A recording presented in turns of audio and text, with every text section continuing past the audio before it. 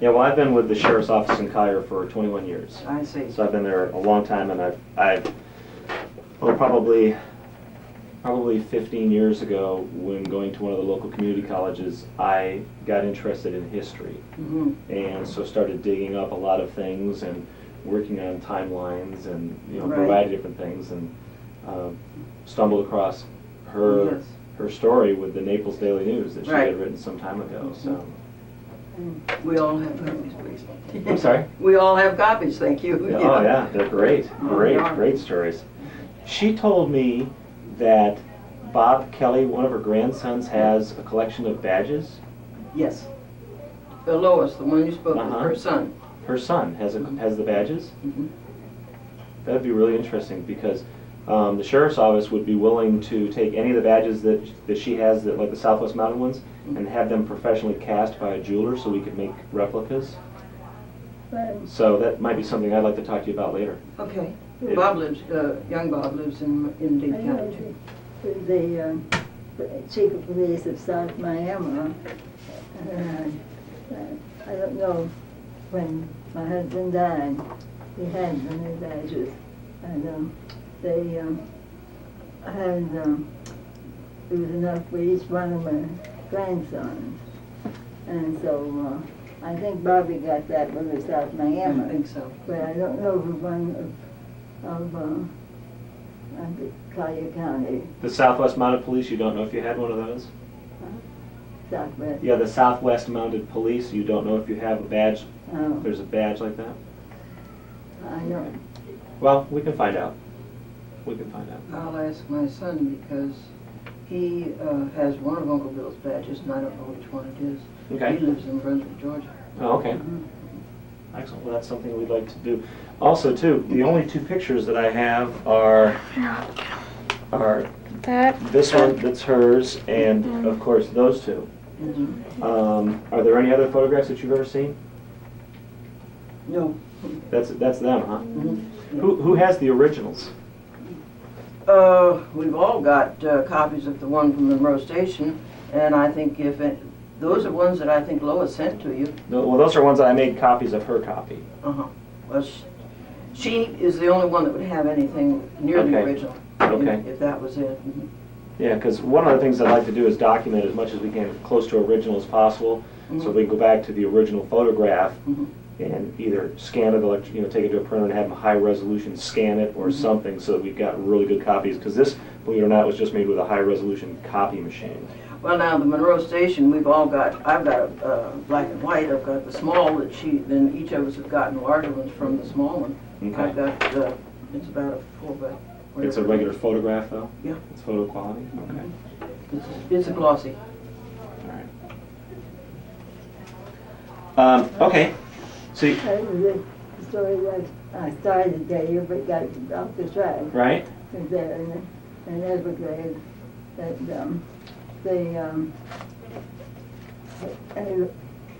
Bill and the sheriff was called out to one of those farms, and there was 100 or so Negroes, and two white men, as they call them. And he thought he'd be back, Bill thought he'd be back in a couple of hours or something. So looked for him, and it was what happened. They were on, the liquor had been, it was payday, and so the niggers were drinking. And so they went down, and they had taken my nigger to jail, had him in the car.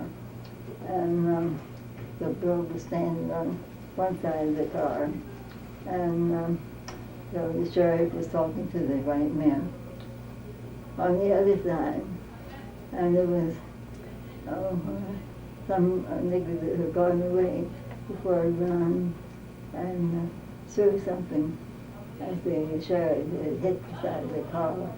But it's down in the sheriff hollered when the hit was down there. There was such a pop, a bottle or something, hit something solid, and broke the bottle. And so Bill thought that they had shot the sheriff, and the sheriff hollered.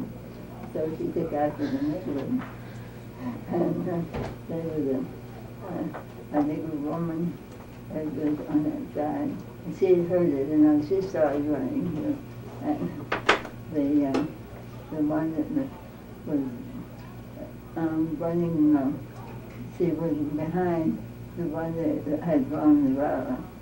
And so she fell down. They thought the others got her, but the one that was running, he stopped, he turned around and was, I don't know what he had or something, but he acted like he was going to shoot Bill. And so Bill let him have it and wounded him. And so they took him to the hospital. The sheriff took him to the hospital. Bill stayed there to keep the others quiet. But I didn't know how. I knew the car that they were in, but and upstairs I could see all over the town. And so he stopped at the hospital, and then came on to the jail, and they came up the steps, and he keeps the car keys to a certain place. And then, so I knew that it was the sheriff's footsteps, wasn't Bill. And so him stopping at the hospital, I was concerned, and someone got the jail keys, and I went down, got in the car. Instead of putting somebody in jail, he just took the keys in his hand. It was the sheriff. He was quite upset. And then he went by the hospital and then went on out of town. You can imagine. You were pretty scared. You didn't know where Bill was at. And so I didn't sleep any that night when finally they came in. And I was cooking breakfast for the rest of the week. So I didn't know what. And so Bill told me what had happened, but then they had to stay there and keep the cool down. Mm-hmm. How many people could? How big a jail was it? How many people could be in jail at one time? Well, I don't know, maybe because I never kept count of them, but they were mostly niggers, but there were 2 or 3 white men that was there. Some were trusted, but some it was pretty rough, and the black men. Did you have About a dozen, I guess, recovered. about a dozen? Uh-huh. Did you have women trustees? No, I had women that worked there, but What, doing cooking and cleaning, or? doing the laundry and Mm-hmm. things of that kind. So Where was the jail at that time? Was it across the street from the courthouse or next to the courthouse? It was not, because it was about a block or so away, but on the south Okay. side. And it was on the way, and they shot the hot dog. I think it was south, on the road south of the jail, coming up. But, and then, of course, the bay was east. Okay. I know where you're talking about. When Bill Hutto was killed on Christmas Eve of 1931, Yeah. in January of 32, you moved into the jail, above the jail in Everglades. You moved to the jail at Everglades after Bill Hutto was killed? Preface it with it, When did Bill you? Hutto was killed, and then Yeah, Bill Hutto was killed, I was still at Monroe. all right. Did you move to the Everglades jail after that? Yeah. All right. He was killed on Christmas Eve. But Sarah thought we did a Christmas Eve party. And everybody said it. At the time. But but he was called then, and he called Bill to stop every car and go east. Yeah, you already told me that. Did you ever meet Bill Hutto before he died? I think I saw him one time. I was in jail. I mean, it's Monroe. I didn't go any place hardly. I went in the woods with my husband, and he killed the deer, and I helped him bring it back to the house. And then I did a lot of strange things happened. We were talking about a hurricane.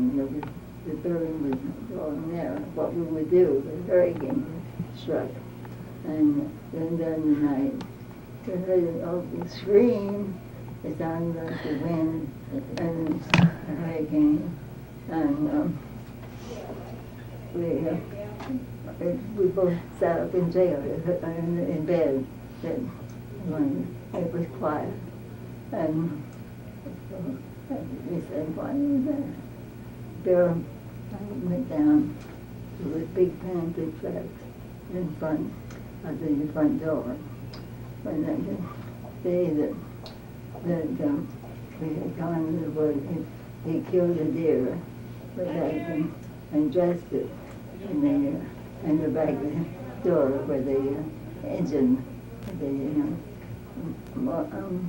The generator? The generator, and they pumped the tank was up above. But when they dressed it in there, where they North Wing, you have a call on line 1, please. North Wing, line 1, please. And the panther chased them. Yep. Kind of a wild place, huh? Did you ever hear anything about Sheriff Thorpe being involved in Bill Hutto's death? Not in his death, but he was with the moonshiners and we knew that, the Coast Guard. So Bill was with the U.S. the Coast Guard, or whatever you call them, the fly. But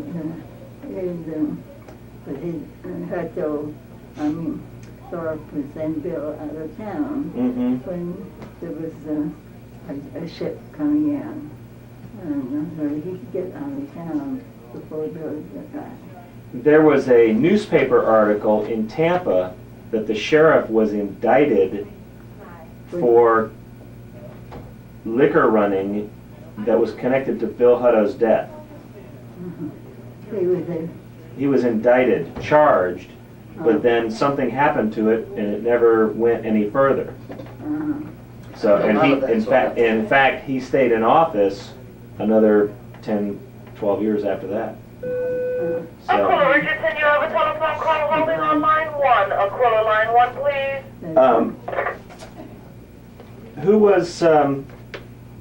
Who was Bertha? And she married Earl McGill? Debbie Hertel, you have a telephone call on line 2. Debbie Hertel, line 2, please. She has a daughter that come from up in the Carolinas or somewhere up there. But she lived by some people that lived in South Miami, but were some food tourists, they were rich people. So her doctor, and it's my doctor too, and he told me about her. And so made arrangements, and because I needed someone to take care of the children when I was busy. And when the baby needed me, and some people needed gas, for it. That's fine. And so Bertha lived with us and took care of Mary. Her daughter's name was Mary, but she was Debbie Hurd, tow line 1. Debbie Hurd, tow line 1, please.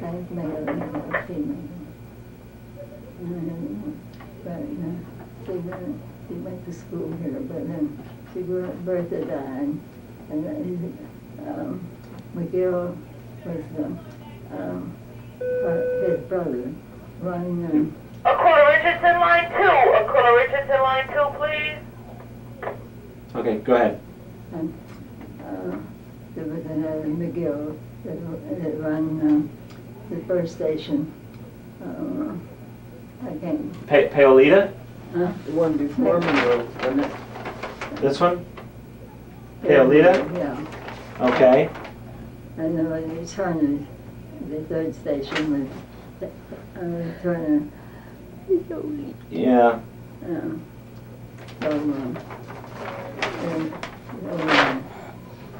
So Earl McGill, I think his name was Earl. Anyway, he was living with his brother, and he had Bertha. And so when we went to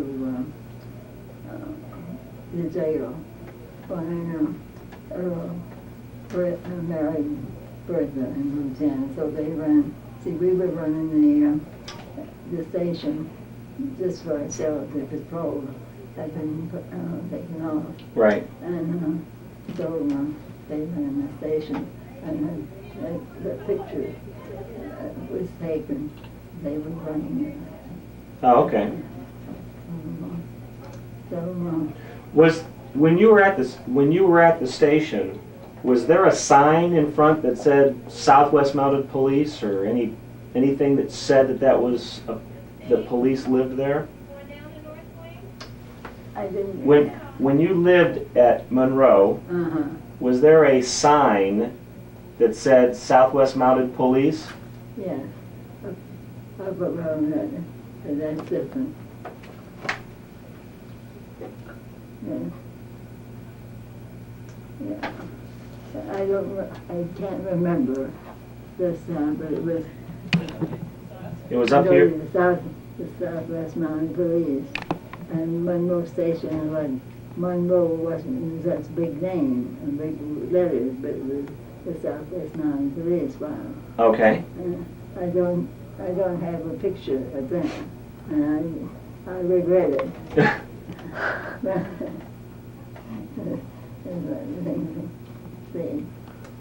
Me being hard of hearing at birth, I was a lot of things. You learn that hearing was what you miss by Yes. not hearing. Right. And Okay.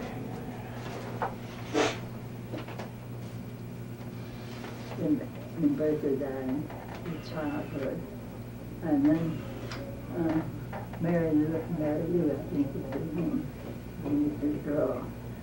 She lived there with Earl McGill for a long time, but then they both got to drinking, I don't know.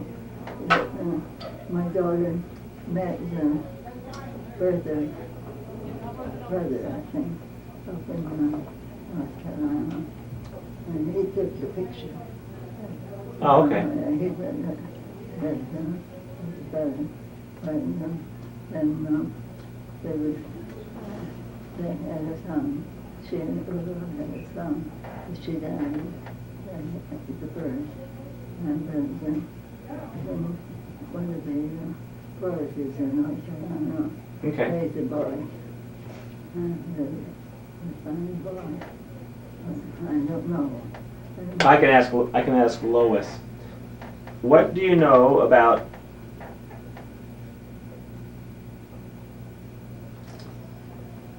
I'm sorry, I don't know. you don't know anything about the game wardens? No. Okay. No. Well, in my day, the sheriff had all power.